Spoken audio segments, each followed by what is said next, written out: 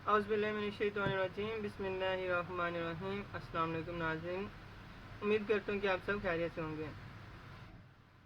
تو ناظرین، آج ہم لوگ کرچی کی صفوف ٹھنڈک کے بارے میں بات کریں گے، اس کی پیکنگ کے بارے میں بات کر لیتے ہیں۔ تو ناظرین، یہ بھی صفوف ہے اور یہ صفوف کو پاؤڈر کی شکل میں دستیاب ہوتا ہے۔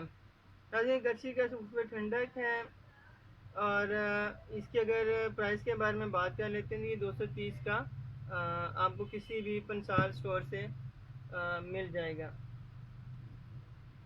تو ناظرین، اس کے بارے میں اگر بات کر لیتے ہیں اس کے استعمال کے بارے میں، تو آپ نے آدھا چمچہ ہمرا پانی، لسی یا شربت بزوری کے ساتھ آپ استعمال کر لیں۔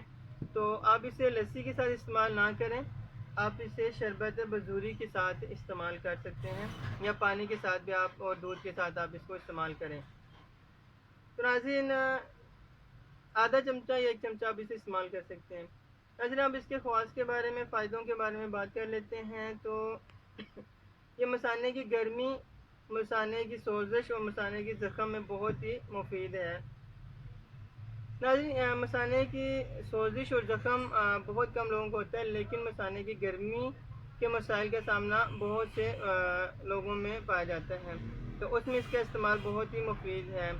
مثانے کی گرمی کے لیے آپ کو 4 سے 5 ڈبیاں استعمال کرنی پڑیں گی، اس سے پھر آپ کو انشاءاللہ سے آرام آ جائے گا۔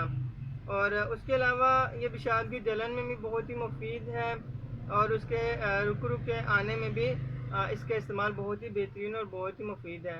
اس کے علاوہ یہ جسم کی طبعی حرارت کے لیے بھی بہت ہی مفید اور اچھا صفوف ہے، جسم کی طبعی حرارت کو اعتدال پر لاتا ہے۔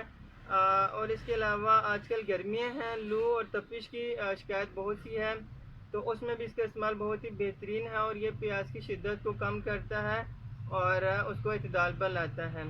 لہٰذا یہ تھا آج کی ہماری ویڈیو صفوف مغلظ۔